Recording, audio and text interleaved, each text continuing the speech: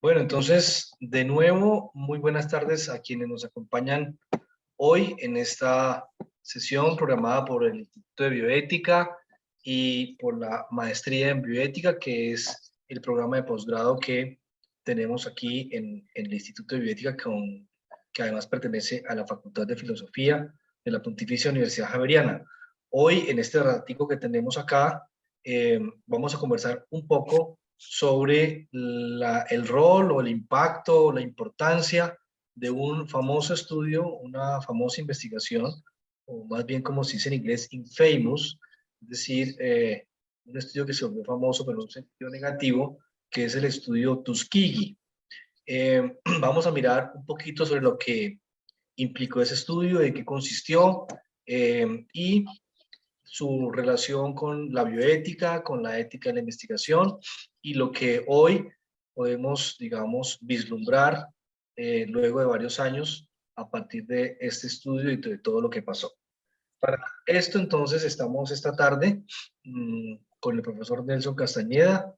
Mi nombre es Eduardo Díaz Amado, soy el director del Instituto de Bioética de la Universidad Javeriana y el profesor Nelson Castañeda Alarcón, que también es profesor del Instituto de Bioética.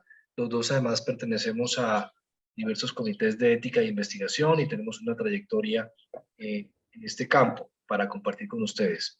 Muchas gracias por acompañarnos. La dinámica va a ser, pues al principio vamos a plantear algunos puntos de la historia, de lo que fue este estudio con Nelson, y luego esperamos que haya un espacio para comentar con ustedes, para preguntas, para abordar alguna cosa que quisieran ustedes, digamos, subrayar con más detenimiento. Bien, entonces, el estudio Tuskegee, imagino que todos ustedes conocen algo de esto y si no, pues tendrán la oportunidad de buscar en internet donde hay bastante información al respecto. El estudio Tuskegee es un estudio icónico, es decir, es un estudio que tiene mucho simbolismo, que tiene mucha importancia en la historia de la bioética y la ética de la investigación en nuestros días. Es un estudio que se llevó a cabo en un condado, en el condado de Macon, en Alabama, y Tuskegee es el nombre de una poblado que queda en este estado de Estados Unidos. Es un estado que además queda al sur de Estados Unidos con una gran población afrodescendiente, afroamericana. En este estado, en esta población, se inició un estudio en 1932. Estamos entonces, digámoslo así, conmemorando el aniversario número 90 de haberse iniciado dicho estudio, que fue en 1932. Y al mismo tiempo estamos conmemorando el aniversario número 50 de haberse terminado este estudio, porque se terminó en 1972. Eso quiere decir que el estudio duró aproximadamente 40 años. Es un estudio, como se nota, pues de largo alcance, pero que no se inició con ese propósito. El estudio inicial tenía el propósito de hacerse apenas por unos cuantos meses. Y el objetivo del estudio era básicamente estudiar la historia natural de una enfermedad sexualmente transmitida, una enfermedad venérea, que es la sífilis. La sífilis, para el momento en que se inició el estudio, pues no tenía tratamiento efectivo. Por supuesto, la medicina siempre ha tenido algo que ofrecer ante las enfermedades y lo que la medicina de entonces, 1932, tenía para ofrecer como tratamiento para esta enfermedad realmente no era un tratamiento efectivo. Esa enfermedad, digamos, es famosa porque es una enfermedad seria, es una enfermedad que se distingue, entre otras cosas, por tener unos síntomas iniciales que pasan muy rápido, una pequeña eh, vesícula, rochita, una lesión muy pequeña que pasa sin ningún problema luego de la infección. Luego después viene un periodo en el cual la sífilis puede producir una cantidad diversa de síntomas, tanto así que a la sífilis se le conocía como la gran simuladora, porque parecía ser cualquier cosa. Y finalmente un estadio 3 de la enfermedad donde hay un compromiso serio de órganos importantes como el corazón, como el sistema nervioso, y donde las personas pues tienen una gran afectación de su salud o pueden morir, generalmente mueren de la enfermedad, que es algo que ocurre más o menos 15, 20 años después de haberse contagiado. Esta enfermedad entonces es una enfermedad muy seria, sigue siendo seria.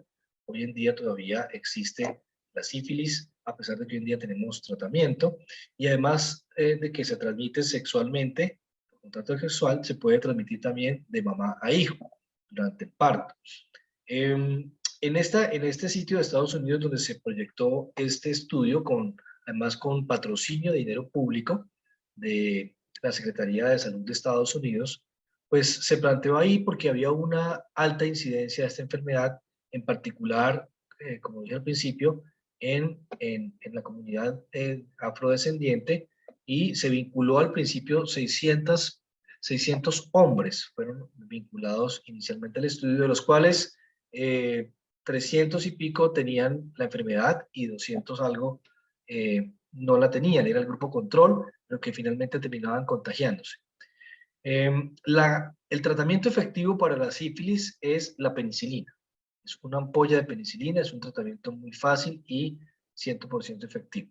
Este tratamiento no existía para 1932, apareció en los años 40, más o menos en 1947, es decir, unos años después de que el estudio se había iniciado. Y el estudio termina en 1972, por razones que ya vamos a decir, pero digamos que cuando aparece la penicilina como tratamiento efectivo, a estas personas que estaban vinculadas al estudio no se les dio el tratamiento porque se asumió que, digamos, se dañaba el diseño del estudio. El diseño consistía en poder mirar cómo evolucionaba la enfermedad, y además había la creencia de que la enfermedad afectaba de forma diferencial, de forma diferente a la población negra.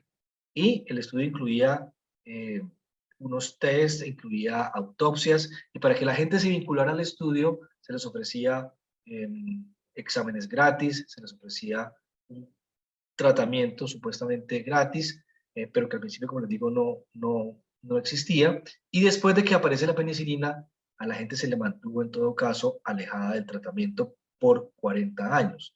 En 1972 el estudio termina, ¿por qué? Porque finalmente se filtra la información de que este estudio estaba ocurriendo. Durante esos 40 años había habido voces que insinuaban, que decían que había asuntos éticos serios en este estudio que harían que el estudio no debería continuar, que se debería parar, incluso que no debería haberse iniciado. En esos 40 años siempre hubo voces anunciando los problemas éticos relacionados con este estudio. Recuerden que es un estudio que terminó permitiendo que gente que sufría de una enfermedad seria como la sífilis no accediera al tratamiento, entre otras cosas. Además, fueron personas que fueron vinculadas al estudio sin una información completa, sin habérseles dicho exactamente en qué consistía el estudio. Son cosas que hoy en día tenemos claras en el campo de la ética y la investigación, y que precisamente quizás son el resultado de este escándalo que ocurrió luego de que se terminó el estudio. Se terminó porque una periodista, Jan Heller, publica un artículo en el New York Times en 1972 diciendo lo que estaba pasando, ¿no? Y esto se convierte en un escándalo de gran magnitud en Estados Unidos, porque veníamos además de todo lo que ha ocurrido en la Segunda Guerra Mundial con los experimentos de los nazis. Y recuerde que en la Segunda Guerra Mundial, al finalizar, pues, hubo unos juicios entre los cuales se incluyó a los médicos, y a ellos se les enjuició por haber hecho experimentos horribles patrocinados por los nazis, y quienes hicieron esos juicios fueron los aliados, los vencedores, entre ellos Estados Unidos. Entonces, este estudio Tuskegee, que aparece ante la opinión pública en 1972, abusando de una población vulnerable, una población pobre, como era esta población del sur de Alabama, del sur de Estados Unidos, pues es un estudio que viene a caer muy mal en tierra americana, porque hasta ese momento como que se tenía la idea de que este tipo de cosas solo lo hacían grupos como los nazis, ¿no? Gente muy malvada, digámoslo así, y que, por el contrario, personas comunes y corrientes, investigadores que trabajan en laboratorios reconocidos por el gobierno, con dinero público, como estaba ocurriendo en el caso de Tuskegee, pues eso no ocurriría. Pero precisamente eso fue lo que produjo un escándalo, porque se trataba precisamente de algo que no podía ocurrir entre personas que supuestamente estaban haciendo las cosas de acuerdo a la ley y a la ética. Por eso se convirtió en un gran escándalo. Entonces termina en 1972, después de esta noticia que aparece en Estados Unidos, y eso trajo como consecuencia varias cosas. Lo primero, pues se creó un comité ad hoc para evaluar tres cosas básicamente, para mirar si este estudio debía haberse iniciado. Segundo, para evaluar si el estudio debería o no debería continuar. Y tres, para mirar si había algún tipo de políticas particulares, de normas particulares que regularan el tema de la investigación que involucra sobre todo seres humanos.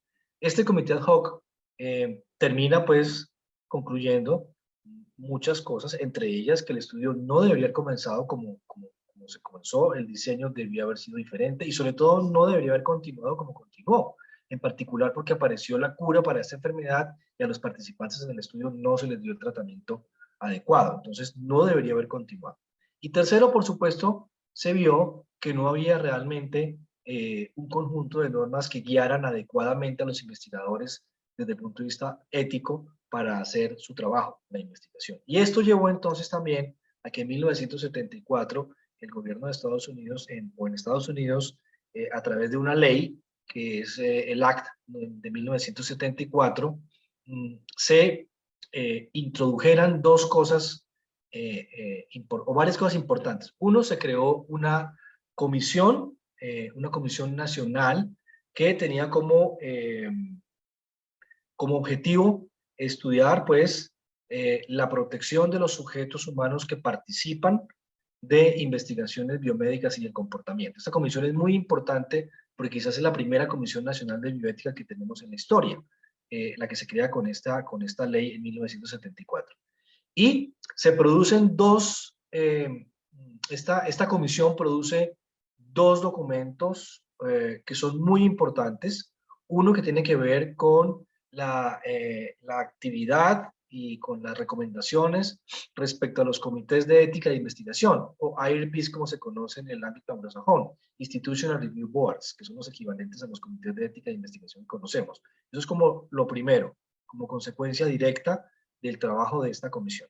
Y lo segundo, un documento muy importante también en bioética y en ética de investigación, que es el reporte Belmont, el Belmont Report, en el cual se establecen tres principios básicos fundamentales que deben guiar la investigación biomédica, que son los del respeto por las personas o respeto por la autonomía, el principio de beneficencia y el principio de justicia. Estos tres principios van a dar luego paso en una obra que se llama Principios de Ética Biomédica, escrita por dos personas, Tom Bushams y James Childress. Van a dar paso a lo que serían los 4 principios de la bioética, porque estos autores posteriormente, después del informe Belmont, dividen el principio de beneficencia en dos, quedando beneficencia y no maleficencia. Estos son los famosos 4 principios de la bioética, que hoy todos conocemos. Como ustedes ven, pues se originan precisamente en el informe de esta comisión que se creó a propósito del escándalo de Tuskegee. Entonces, quizás este es como el panorama grueso, rápido, de lo que fue el estudio Tuskegee y su impacto inicial, que es haber conmocionado a la sociedad norteamericana en principio, pero obviamente después es una conmoción que es global, sobre unos abusos y una investigación que se estaba haciendo con estándares éticos bastante discutibles y que hizo, por eso es tan icónico este estudio, que se llegara a la conclusión de que era necesario tener unos estándares realmente adecuados, básicos, obligatorios, para cuando se hiciera investigación que involucrara seres humanos. Este es uno de los efectos más importantes y directos que tienen que ver del estudio Tuskegee. En 1997, quizás para dejarle aquí ya paso al profesor Castañeda y algunos comentarios que tendrán que ver con 40, 50 años después el impacto de Tuskegee, en 1997 el presidente de Estados Unidos, Bill Clinton, tuvo que pedir públicamente perdón a los sobrevivientes, a la comunidad en donde se llevó a cabo este estudio, por todo lo que había implicado este estudio. Esto lo encuentran ustedes en internet y es un acto necesario que intentaba reparar un daño que había sido un daño muy grande a una comunidad que había sido abusada además aprovechándose de su vulnerabilidad. Hoy en día sabemos que la investigación biomédica que se lleva a cabo en comunidades que son altamente vulnerables, por ejemplo, en países con bajos ingresos o subdesarrollados, como a veces se dice, en países donde las regulaciones, donde los instrumentos para vigilar que esto se haga bien son bastante débiles, pues es muy importante. Tenemos hoy en día la ética y la investigación diciéndonos que en estos países debe haber vigilancia estricta para que precisamente no se cometan este tipo de abusos. Y obviamente poblaciones particulares que son también altamente vulnerables, como los prisioneros, como los miembros de las Fuerzas Armadas, como los estudiantes en colegios y universidades, las mujeres embarazadas, entre otros, son comunidades que deben ser protegidas de manera especial y por eso entonces hoy en día tenemos un desarrollo en este campo en ética de investigación. Todo esto quizás como una de las consecuencias más importantes del estudio Tuskegee. Quisiera dejar como ahí, como el panorama grande de lo que fue este estudio Tuskegee, con una consideración para que vayamos pensando, y es 50 años después de terminado Tuskegee, 1972-2022, teniendo todas estas regulaciones que tenemos, habiéndose dado estos desarrollos en términos de los comités de ética e investigación, de las normas internacionales y nacionales que aplican para la investigación médica, ¿será que estamos ya vacunados, estamos inmunes ante los abusos y la posible explotación que pueda haber en la investigación biomédica? ¿O quizás seguimos teniendo bastante posibilidad de que ocurran cosas como las que ocurrieron con el estudio Tuskegee hace unos años atrás? Dejaría ahí y le daría paso al profesor Castañeda para escuchar también sus comentarios sobre el impacto de Tuskegee en bioética, ética e investigación y el mundo de hoy.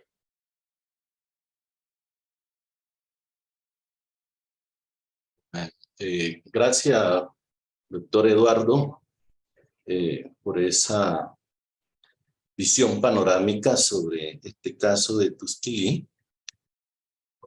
Retomando un poco lo que el profesor Eduardo nos acaba de comentar, de manera resumida quisiera decir que este caso de Tuskegee es un ejemplo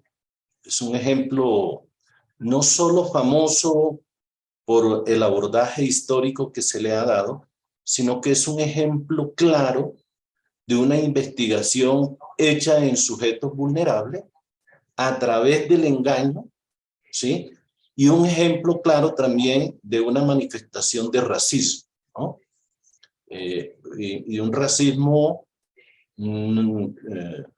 digamos, ejecutado en una investigación y que de alguna manera contó, digamos, con la instancia de poder para hacerlo posible, o por lo menos con las instancias institucionales, e incluso el personal médico. Fue muy poco el personal médico que elevó sus voces en su momento para criticarlo, a pesar de que luego de que estalló el escándalo se han escuchado muchas quejas y muchas denuncias, pero también hay que decir que sin embargo han aparecido voces racionalizando, ¿sí?, los abusos y la explotación que estos 400 o 600 participantes fueron sometidos. Y ha sucedido también con otras investigaciones similares o parecidas al caso de Tuskegee. Tal vez el hecho más importante, positivo de resaltar de esta investigación, y pongo positivo entre comillas, para que luego dialoguemos sobre este asunto, tiene que ver con lo que el profesor Eduardo Díaz nos dijo, que producto de esa comisión que investigó los abusos cometidos, ¿sí?, se generó un documento importantísimo que regula la ética de investigación con seres humanos, que es el famoso reporte Belmont o el informe Belmont, que es un reporte que emanó, ¿sí?, de ese comité que hizo la investigación sobre estos abusos. Y de resaltar de este informe son 3 principios éticos generales, ¿sí?, que hoy se establecen como 3 principios éticos que deben regular la ética de la investigación con seres humanos. El primero, que es el respeto a las personas. Un segundo principio, que es el principio de beneficencia. Y un tercer principio, que es el principio de justicia. En relación con el respeto a la persona, es un principio que podemos desglosar en 2 ideas básicas. Una es que los individuos, ¿sí?, que participen en una investigación siempre deberán ser tratados como agentes autónomos, como personas con derecho, como personas capaces de autodeterminarse y capaces de tomar decisiones.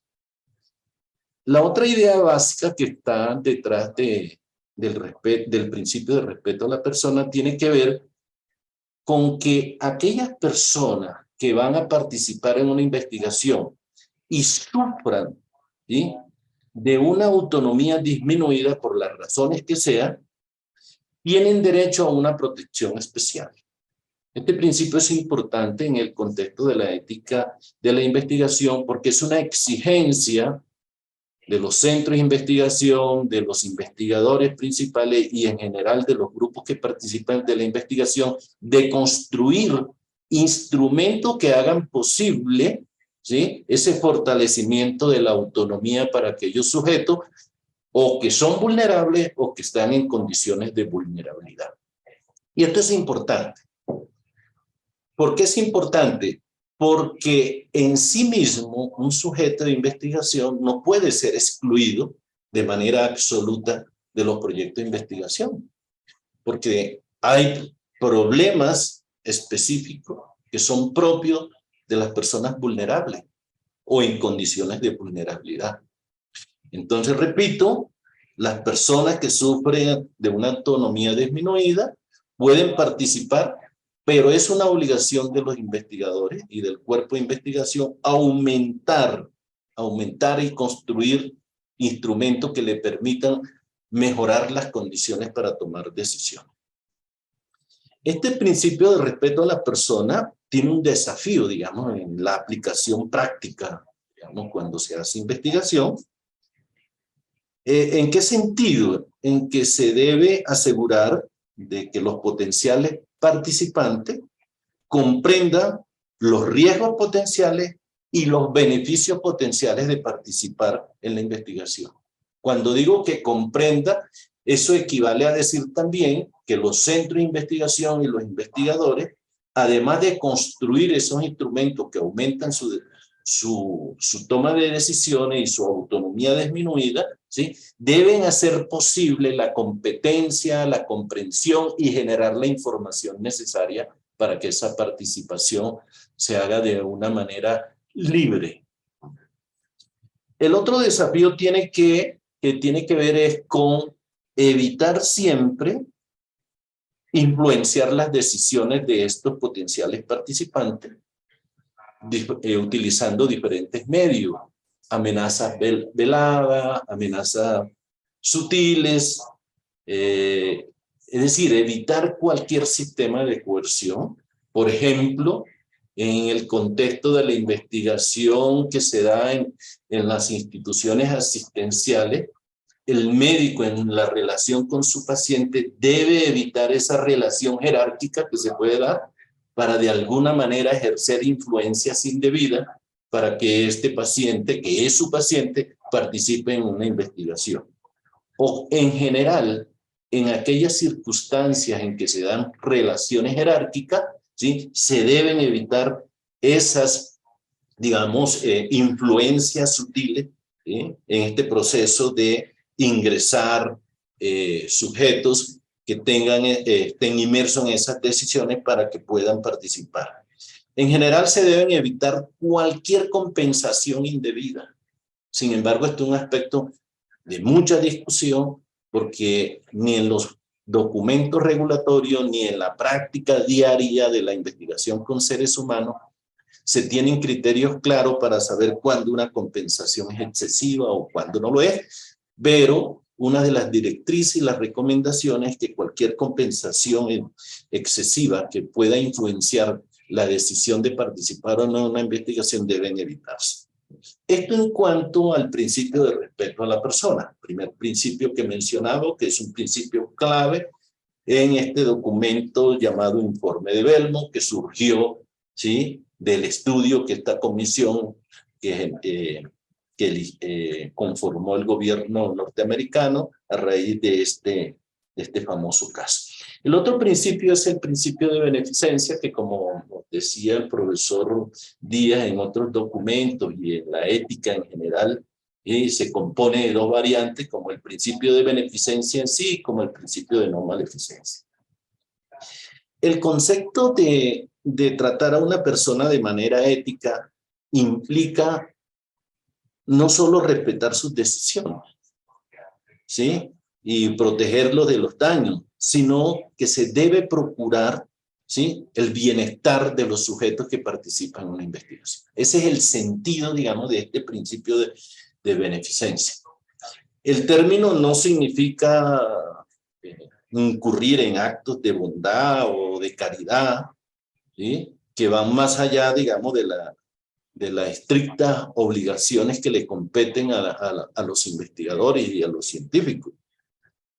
Para los propósitos de la ética de la investigación con seres humanos, el principio de beneficencia se debe entender, digamos, en un sentido, digamos, más fuerte, y es en un sentido obligatorio.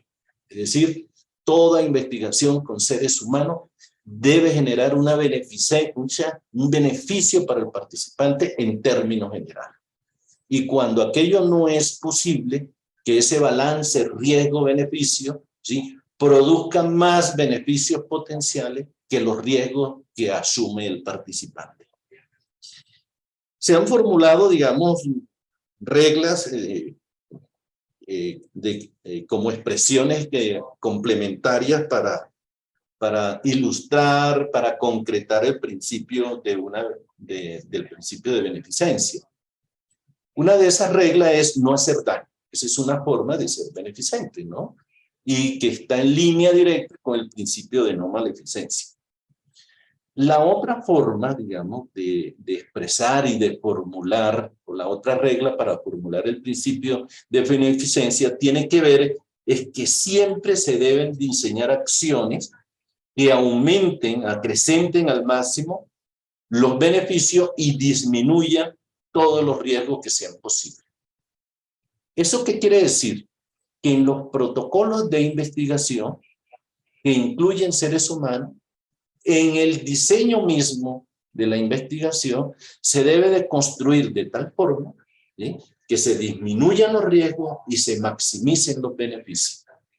Que se disminuyan las posibilidades de los riesgos a aquellos participantes que están en condiciones de vulnerabilidad y se construyan instrumentos que eviten esos riesgos, ¿sí?, de manera absoluta o de manera relativa. ¿Sí? Con esto estoy diciendo que parte del proceso de diseñar una investigación que incluya seres humanos implica, ¿sí?, tener en cuenta no solo utilizar la teoría más adecuada, no solo utilizar los instrumentos más adecuados, sino que esos instrumentos que hagan posible maximizar los beneficios y disminuir los riesgos se reflejen en el diseño del estudio. De la misma manera como el principio de respeto a la persona tiene desafío en la vida real de hacer investigaciones con seres humanos, también este principio de beneficencia tiene unos desafíos inherentes para aplicar este principio, ¿sí? Y es cómo determinar cuándo los beneficios potenciales superan a los riesgos, ¿sí? O cuándo los beneficios potenciales superan la consideración de riesgo, ¿sí? O cuando estos riesgos son menores que los beneficios potenciales, ¿sí?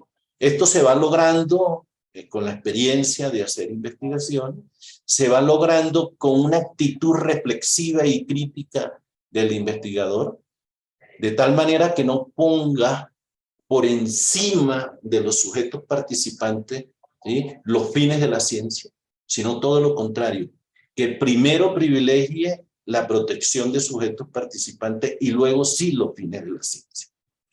Una de las críticas que se le hace al experimento de Tuskegee no solo fue la actitud racista flagrante, sino que incluso el estudio tuvo unos vicios, ¿sí?, científicos. Porque si bien es cierto, en el momento no había aparecido la penicilina como tratamiento, había unas opciones terapéuticas que eran unos compuestos a base de arsénico y bismuto, y ni siquiera eso se puso al servicio de estos participantes. Y esa es una forma de desconocer la evidencia científica. Y aquí aprovecho para decir que en el campo de la investigación biomédica hay que ser cuidadoso cuando hacemos comparaciones entre dos grupos que se van a tratar para ver si un tratamiento sirve o no sirve, y es que siempre debemos comparar con el tratamiento estándar, así sea incompleto, con la evidencia estándar, así sea incompleto, cosa que no ocurrió en este estudio. Y más grave aún, ¿sí?, luego de que apareció la penicilina, durante 20 años más, ¿sí?, estos sujetos quedaron sin protección del tratamiento que la evidencia científica señalaba. En cuanto al tercer principio del informe Belmo, es el principio de justicia. Tal vez es uno de los principios más difíciles de abordar, porque en el contexto de la filosofía política, de la filosofía práctica, hay muchas teorizaciones en torno a la justicia, el qué entendemos como justicia, y podemos pasar de teorías utilitaristas hasta igualitaristas, libertaristas, comunitaristas, pero en el contexto de la ética de la investigación, el principio de justicia nos exige o requiere que se trate a los individuos o a los grupos de una forma justa, equitativa, en relación con el hecho de distribuir los riesgos, ¿sí?, de que las personas soporten las cargas y reciban los beneficios de la investigación de una forma justa. Es decir, aquellos riesgos asociados con la investigación, ¿sí?, no deben, digamos, cargárselo al sector más desfavorecido para que los beneficios de la ciencia puedan ser aplicados a los privilegiados. No, los riesgos deben distribuirse equitativamente a lo largo y ancho, ¿sí?, de los diferentes individuos que conforman una población. Solo aquella investigación, ¿sí?, que va a indagar sobre un asunto específico de una población vulnerable exigiría pues lo contrario, ¿no? Es decir, si yo voy a estudiar, hacer una investigación en mujeres embarazadas, que es una población en condiciones de vulnerabilidad, sea con el único objetivo de resolver un asunto exclusivo de las mujeres embarazadas. Si no lo hago de esa manera, estoy violando, estoy vulnerando a esa población.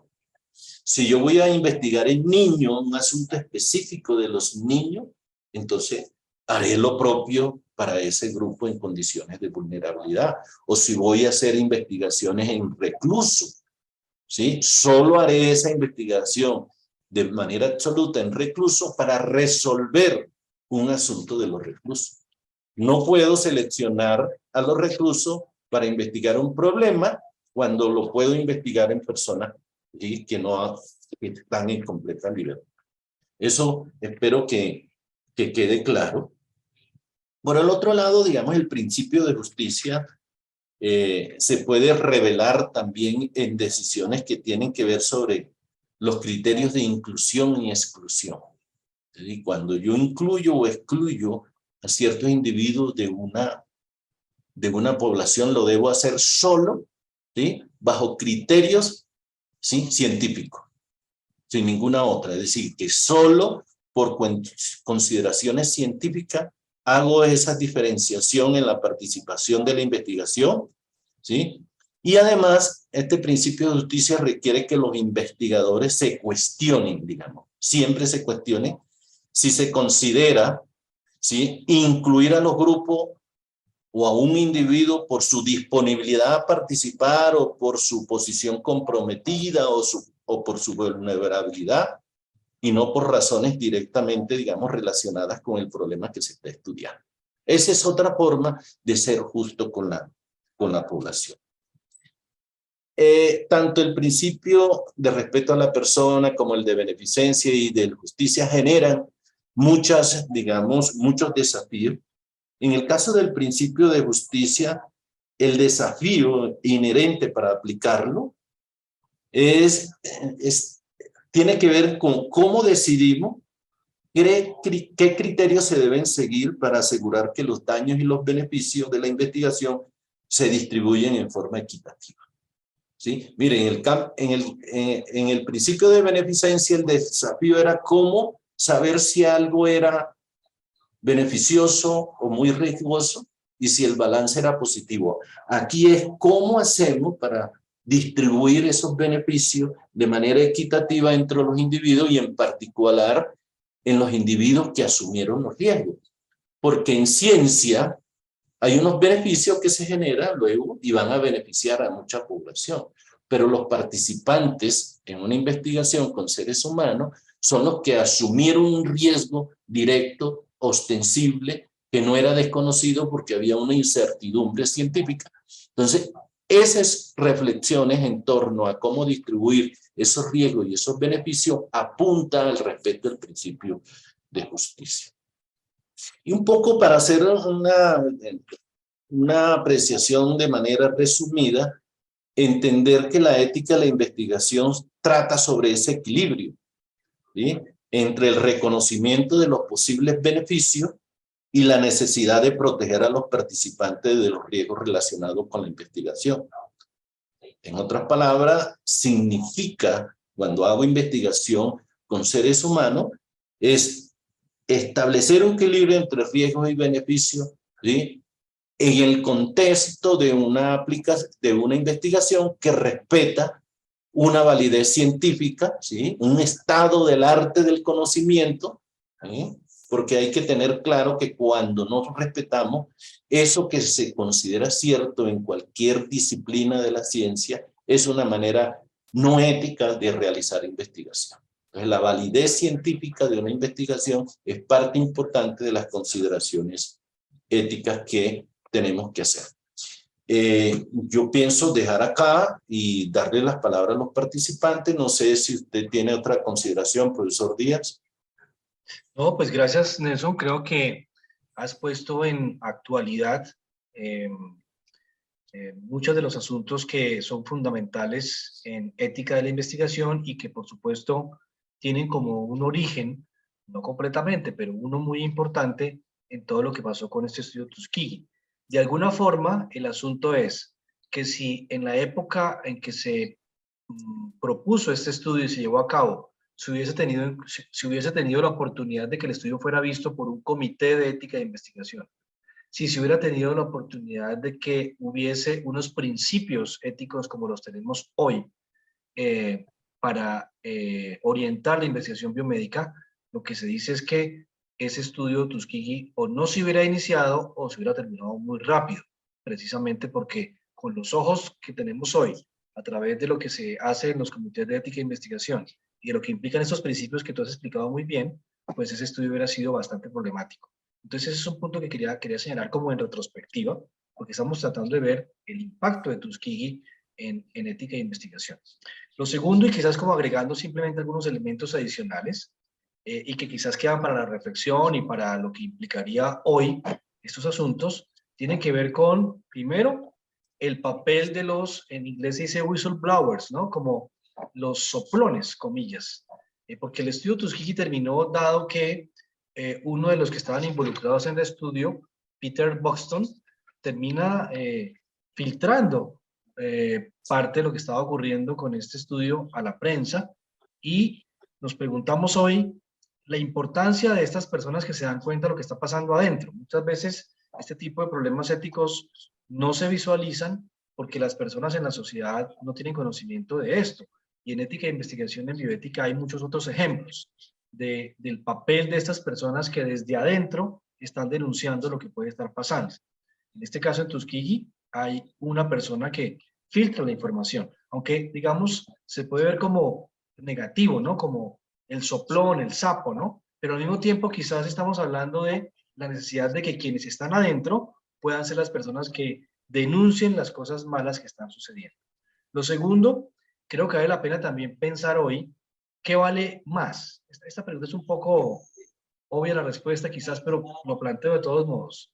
¿El diseño del estudio o las personas? ¿No? Hoy tenemos un mundo muy competitivo, mucho énfasis en la investigación, todos quieren ser investigadores, hay dinero para investigar, el diseño es una cosa muy importante, el análisis estadístico, los objetivos de la investigación, y hay mucha gente haciendo doctorados en epidemiología, en ciencias biomédicas, en ciencias, etcétera, que tienen pues como el afán y la angustia de poder terminar sus investigaciones, y muchas veces este tipo de presiones terminan haciendo que los diseños del estudio, que los objetivos del estudio comiencen a pesar más que el bienestar de las personas, que la protección de las personas. Entonces aquí creo que con el estudio Tuskegee queda claro que hay un riesgo de terminar haciendo este tipo de cosas cuando uno, digamos, es víctima de ese tipo de presiones. Lo tercero, el papel del Estado. El papel del Estado en regular, en vigilar, en proponer, digamos, los instrumentos, las instituciones, los órganos de control que hagan que este tipo de cosas no se den, ¿no? Tenemos en Colombia, por ejemplo, una comisión, un Consejo Nacional de Bioética que debe funcionar cada vez más y mejor, comités de ética e investigación en instituciones. Yo creo que ahí el Estado necesita, digamos, ser cada vez más responsable frente a su papel de que estas cosas no ocurran. Y por supuesto, el papel de los comités de ética e investigación es fundamental. Pero estas dos últimas cosas van de la mano. Un comité de ética e investigación no puede hacer mucho si el Estado no provee unas regulaciones adecuadas, unas instituciones adecuadas, si no hay un marco jurídico lo suficientemente sólido, si no hay una cultura del respeto por las personas, de investigación biomédica técnica y científicamente bien hecha, pero respetuosa a las personas. Eso tiene que ir de la mano con unos comités de ética e investigación que hagan bien su trabajo. No se le puede cargar la mano a los comités de ética e investigación. Y en Colombia, pues, estamos en moda de tener cada vez más estas regulaciones mucho más sólidas. Dejaría ahí, quizás, para darle paso por aquí a algunas preguntas, quizás. Aquí nos saludan. Buenas tardes. Bueno, aquí nos están preguntando, Nelson, un nuevo caso como el estudio Tuskegee fue la vacuna contra el COVID-19. Pareciera que necesita nuevas estructuras éticas. De acuerdo. Iba a nombrar, de hecho, pues los aspectos problemáticos que se denunciaron en la investigación contra en el desarrollo de la vacuna contra el COVID-19. Aspectos que quizás la opinión pública conoce porque el COVID-19 fue una cosa mundial y me temo que en todo caso los detalles los iremos sabiendo con el tiempo, ¿no? Este tipo de cuestiones tienen que ver no solo con, como les decía hace un momento, con que los investigadores quieran hacer las cosas bien y salir adelante, sino con presiones también económicas. En esto también hay que recordar, y creo, Nelson, que contigo lo hablábamos, de que la investigación no es solamente un asunto de buenas intenciones, de hacer progresar el conocimiento, sino que es una industria, es una fábrica y también hay intereses económicos metidos ahí que hay que vigilar para que no terminen siendo los más importantes. Kevin está alzando la mano, no sé, Nelson, si Ortiga, tú quieres decir algo sobre lo que dije del desarrollo de la vacuna, pero quisiera darle la palabra a Kevin, que está levantando la mano, y de pronto pues aprovechamos y damos varios comentarios con respecto a lo que digan las personas que están aquí. Kevin, tienes la palabra muy rápido para que podamos darle la palabra a otras personas. Kevin.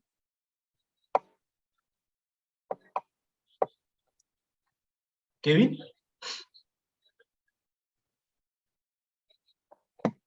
Kevin levantó la mano, pero no sé si... Bueno, mientras Kevin resuelve sus asuntos técnicos, quisiera referirme un poco a lo que acaba de comentar el profesor Díaz y también sobre el primer comentario sobre la vacuna contra la COVID. Si bien es cierto, la implicación más importante que se menciona en la literatura en relación con el caso de Tuskegee tiene que ver con el reporte Belmont, En mi opinión, digamos, la mayor contribución de este estudio de Tuskegee no solo, digamos, radica en el medio científico de los datos que generó, sino la preocupación, la angustia, la actitud crítica, ¿sí? Que generó conocer lo que se había hecho tanto en legos, en los ciudadanos comunes y corrientes, en los médicos, en investigadores y en general, digamos, en todas las personas e instituciones que se pusieron a repensar, digamos, cuál es la posición que tenemos que tener en relación con las prácticas de investigación. Yo creo que eso es lo clave, esa actitud crítica y que se ve reflejada en la persona que escribe sobre si este caso de Tuskegee podemos, digamos, compararlo con el caso de lo que ha sucedido con la investigación de la vacuna. Claro que sí, es decir, yo creo que muchas cosas que sucedieron en la pandemia en términos del manejo y de la investigación que se hizo y cómo la vacuna salió con mención, pudieron haberse hecho de otra manera si los ciudadanos hubiéramos participado de manera democrática en muchas decisiones. Y cuando digo de manera democrática no quiere decir que a cada ciudadano de cada país se le iba a preguntar qué se hacía, pero por lo menos la transparencia en la información pudo haber sido más expedita. La verdad sobre muchas cosas hubiese estado al alcance de las personas para que se valoraran críticamente. Los medios de comunicación hubieran tomado una actitud diferente y en general, digamos, la posibilidad de tantas noticias falsas no hubieran tenido tanta proliferación. Eso es un poco de lo que quería señalar. Es decir, la ética de la investigación no es un asunto de experto, debe ser parte, ¿sí?, de las prácticas democráticas y de la condición de ser ciudadano. Es decir, debemos involucrarnos y exigirle, digamos, a los estados y a los representantes de los gobiernos, ¿sí?, que creen instituciones que se encargan de hacer la investigación, de vigilar la investigación y que esa vigilancia sea transparente para que la gobernanza cumpla, digamos, la posibilidad de que los ciudadanos se expresen. Es un poco para resumir algunos de los comentarios que veo acá en el chat, en particular sobre el aislamiento obligatorio. Por supuesto que aquí hay unos principios en juego, es decir, hasta dónde llega mi libertad, hasta dónde puedo yo decir que soy libre de hacer lo que me dé la gana. Si se me prohíbe salir a la calle y yo salgo, yo creo que hay unos principios involucrados que tal vez exceden un poco al objetivo de esta charla, pero son cosas que están relacionadas con los comentarios que el profesor Díaz y que yo hemos establecido acá, y son elementos, objeto de discusión en la maestría que tenemos aquí en el instituto. Estas reflexiones críticas en torno a decisiones gubernamentales, en la forma como se gestionan las decisiones de salud pública que terminan impactando en la vida de las personas y sobre todo en aspectos íntimos de las personas, son objeto de reflexión crítica en los diferentes contenidos de las materias que vemos aquí en el Instituto de Bioética. Sí, de hecho iba a decir eso, que parte de las cosas interesantes en nuestra maestría de bioética tiene que ver con este tipo de planteamientos y de problemas. Ese es un debate que no se ha zanjado por lo que veo en esta pregunta, pero fue un debate que tuvo su máximo furor durante el tiempo de pandemia, porque se planteó en términos de o la salud o la economía, ¿no? O el individuo o la sociedad, este tipo de dilemas. Por supuesto que hay que encontrar un balance adecuado y justo para ambas partes. A mí personalmente me parece, quizás no tenemos mucho tiempo, pero quisiera dejar una cosita dicha en ese sentido, me parece que en todo caso pueden haber abusos de parte y parte. Es decir, puede haber abuso en términos de hacer muchas cosas en nombre de la salud, meterse en la vida de las personas, restringir la libertad, por ejemplo, de una manera que quizás no es adecuada en nombre de la salud o en nombre de la ciencia. Eso podría ocurrir. Y al mismo tiempo también las personas necesitamos tener conciencia de que no habitamos el mundo en una burbuja, que no estamos solos y que no podemos hacer todo lo que se nos dé la gana, sino que tenemos una responsabilidad frente a nuestras acciones y que quizás el Estado y las instituciones tienen un deber de regular cierto tipo de comportamientos. Pero encontrar, digamos, la justa medida en ambas cosas es difícil.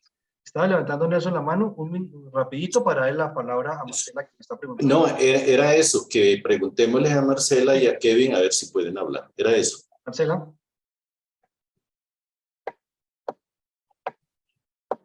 Mejía.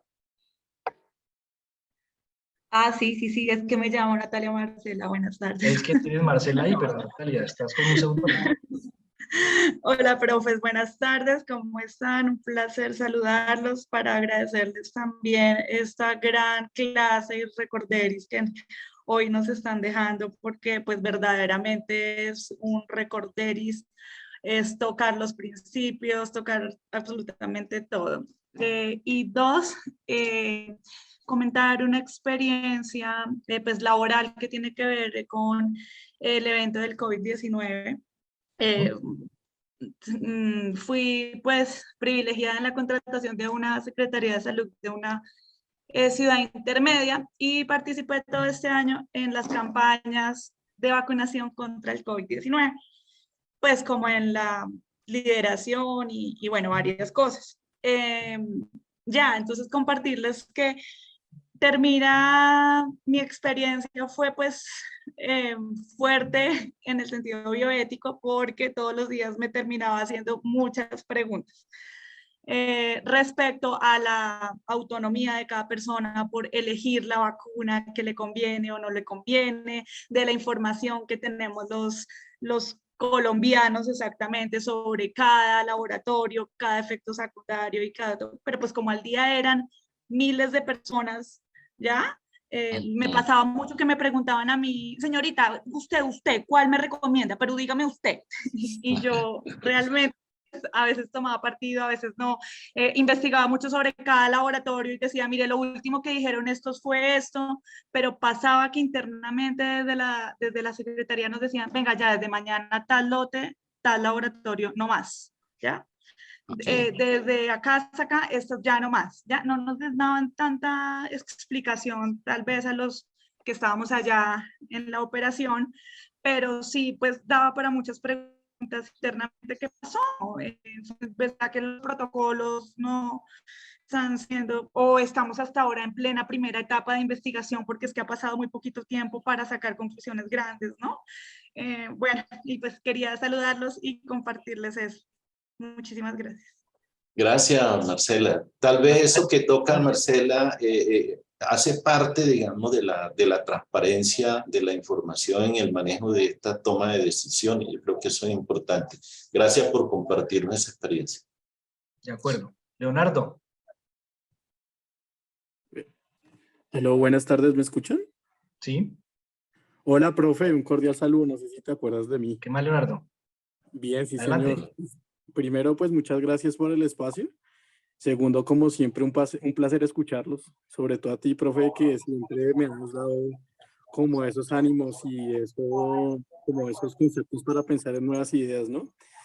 Y pues sí, ahorita pues escuchándolos y reflexionando y sobre todo pues llegando a como a estos, como a, sí, como a estas reflexiones, valga la redundancia, pues también yo me estaba preguntando era sobre el papel del saludista público, sobre todo en estos ámbitos y ese poder que se le está generando a esos personajes. Bueno, yo soy uno de esos porque ahorita me estoy graduando de maestría en salud pública, pero sobre todo lo veo en estos contextos. No me acordaba ahorita por cosas de la vida sobre este caso, porque lo leí hace mucho tiempo y creo que también en algún momento lo tocamos en los seminarios que veíamos contigo, bueno.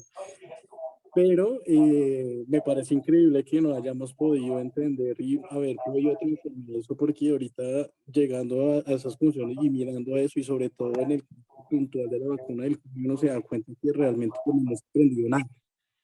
No, porque pues todo, desde crear un sistema como fue el COVAX, que supuestamente era para que la vacuna fuera universal, desde ese ejemplo explícito que es de medicina translacional, que es la vacuna contra el COVID, todo lo que se presentó después y todo lo que no sabemos, porque en este momento no sabemos muchas cosas de las del que han pasado, pues nos damos cuenta que no sirvieron o no sirven, o pareciera que estas entidades no llegaran a otro punto, sino más describir o llegar o llenar cartas o dar, digamos, un tipo de recetas mágicas que al final de cuentas como que no se alcanzan a cumplir o no alcanzan a, como a equilibrar todos esos poderes que se empiezan dentro de esas estructuras a crear. Entonces, pues yo no sé si realmente o así, me imagino yo que va a haber falta como una estructura más allá que me lo imagino yo también que puede ser como la ética de las virtudes o algo así por ese estilo, o tomar más fuerza como el principio de responsabilidad de Jonas, o bueno, no sé, ustedes saben mucho más que yo de esto, sino que sí realmente es preocupante como que no hayamos evolucionado o no se haya, digamos, transformado o no se pueda llegar a ese punto en donde haya un equilibrio de esos poderes y que siempre, por una u otra razón, no se lleguen a ese tipo de conclusiones o bueno, no se lleguen como a ese tipo de finales felices, ¿no? Bueno, muchas gracias. A ti, Leonardo, ya estamos corticos de tiempo. Quisiera hacer un pequeñito comentario de esto, sin que de pronto el profesor Nelson también considere que haga un comentario muy rápidamente, porque ya estamos con el tiempo cumplido. Con respecto a lo que dice Leonardo, creo que hay varios niveles de análisis y varios niveles de comentar o varios niveles para poder asumir una discusión como la que estamos dando hoy en términos de Tuskegee, lo que sucedió, su impacto en la bioética, su importancia hoy. Un primer nivel es como lo llamaríamos como lo obvio, ¿no? Y me refiero pues a lo que nos está suscitando esto, que es el tema del COVID-19, el desarrollo de la vacuna, las medidas que se tomaron para contrarrestar la epidemia, entre otras. Entonces, un primer nivel es como lo obvio, quizás aparece como una necesidad de salud pública de restringir ciertas libertades, todo lo que pasó con el tema del aislamiento, las medidas que se implementaron, que incluso algunas están todavía funcionando, a mi manera de ver, quizás sin necesidad hoy en día, pero digamos es un primer nivel donde en nombre de la salud colectiva, en nombre de la salud de todos, en nombre de contrarrestar esto que estaba sucediendo, pues se implementan estas medidas. Pero hay otros niveles de análisis, porque esta es una situación muy compleja, en la cual no solamente están de por medio las vidas y la salud de las personas o el bienestar de la comunidad, sino que se entremezclan aquí intereses de otro orden, intereses económicos, se entremezclan también funcionamientos de poder. A propósito de la pregunta de Leonardo, pues es evidente que durante esta pandemia quienes se convirtieron en las reinas del paseo son los epidemiólogos, los analistas públicos, y quizás como lo insinuó Leonardo, pues hay un poder que está funcionando ahí y que tendríamos que mirar a cuento de qué o cómo está funcionando ese tipo de poder para dictaminar cómo es que hay que, digamos, vivir, transitar, etcétera. Pero ese es un nivel que amerita ir más despacio y es un nivel posible de análisis. Lo mismo el tema de los asuntos económicos, de la industria, el tema de las patentes, el tema de las diferencias y asimetrías entre países desarrollados y países no desarrollados, quiénes podían producir la vacuna, quiénes podían retener una cantidad de vacunas mientras otros países no tenían acceso. Ese es otro nivel también que implica un análisis político, un análisis económico, un análisis, por ejemplo, que tiene que ver con la democratización del conocimiento, con la democratización de las ventajas que otorga la ciencia, que están a nivel macro, en esto que estamos diciendo, y a nivel micro, cómo accedemos en nuestra sociedad a los desarrollos científicos. Entonces, esos son varios niveles que tendríamos que tener en cuenta en el análisis. Por supuesto, invitados también a participar de estos análisis en el contexto de nuestra maestría de bioética y en otros escenarios. Pero no olvidar que la cosa no es tan sencilla, es compleja y admite varios niveles de análisis. No sé si Nelson, para terminar, quisiera decir una cosita. Sí, muy rápidamente y de una manera muy intuitiva.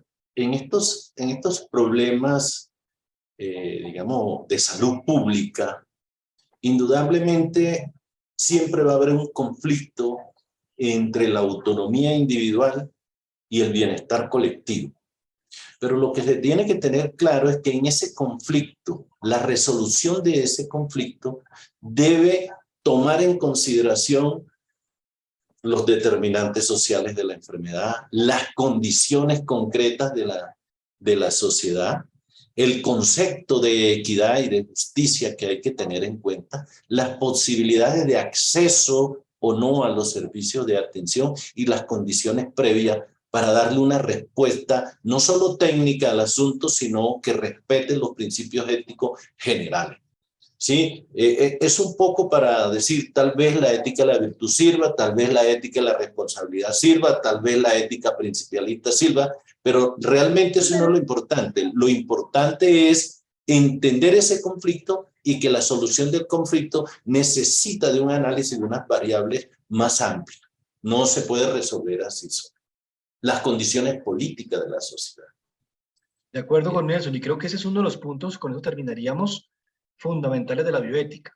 Para hacer bioética se requiere un buen análisis, como le decía Nelson, de los principios éticos involucrados, de las tensiones que hay entre el bien colectivo y el bien individual, comprender las teorías que iluminan este tipo de discusiones. Pero al mismo tiempo, hacer buena bioética implica comprender también cómo funciona la ciencia, atender de manera cuidadosa cómo es esto de los estudios, lo que están arrojando, lo que se está arrojando en los estudios, las conclusiones que se están sacando, cómo se derivan conclusiones de esos estudios, el tema famoso de la medicina basada en la evidencia, saber cómo se hacen estos análisis, estos diseños estadísticos, porque precisamente ahí también está, digamos, ahí se encierra también el diablillo de las pilatunas y las mentiras. Con estadísticas se pueden decir muchas cosas. Entonces creo que la bioética también nos invita a que entendamos cómo funciona la ciencia. Bueno, yo creo que ha sido un espacio que se nos ha ido muy, muy, muy rápido. Es un espacio que agradecemos aquí hayan compartido con nosotros. Para los que nos están preguntando, entiendo que este espacio, esta conferencia o este conversatorio va a quedar disponible en el canal del Instituto de Bioética. Imagino que en la página de nuestro Instituto de Bioética de la Universidad Javeriana va a aparecer el enlace para que quienes quieran compartir lo que fue esta conversación lo hagan. Que además tenía la intención, esta conversación, además de poner sobre el tapete asuntos importantes hoy, ustedes cómo conectamos Tuskegee con COVID-19, es decir, el tema bajo el cual Tuskegee se vio hace 50 años, ese escándalo que ocurrió, la necesidad de tener unas regulaciones adecuadas para hacer investigación biomédica, pues sigue siendo un asunto de actualidad. El tema de la investigación con la vacuna del COVID, pues nos muestra que pues toda la cuestión de los posibles abusos, etcétera, pues sigue siendo un asunto actual. Entonces, además de poner sobre el tapete esto, queríamos que no pasara como de agache, como por alto, esta, llamémoslo, conmemoración, para no decir celebración, de los 90 años de haberse iniciado un estudio famoso que está en la base del origen de la bioética en el mundo de hoy, que es el estudio Tuskegee, que se inició en 1932, y 50 años de haber finalizado con un gran escándalo en 1972. Creo que a 50 años de Tuskegee, la conclusión es que necesitamos que, como lo dijo Nelson, la sociedad se siga empoderando de estos temas, que el asunto no sea de expertos, de unos poquitos, sino que los ciudadanos sean los principales y más importantes vigilantes y auditores de lo que hacen sus investigadores y sus instituciones. Y al mismo tiempo que los investigadores no dejen solo en manos de los comités o de los filósofos o los bioeticistas el tema de la ética de la investigación, sino que se apropien también como parte de su trabajo de estos temas que orientan la investigación para que sea éticamente legítima. Dejaría entonces aquí con un gran saludo para los asistentes y esperamos tener otros espacios como este en lo que viene pronto. Muchas gracias por haber venido. Nelson. Ok, sí, digamos en general a los que hicieron comentarios y si consideran que se quedaron sin respuesta, entiendan que la brevedad del tiempo nos los impidió. Y así rápidamente para Freddy Alexander, con respecto a la pregunta que hace, la respuesta es sí.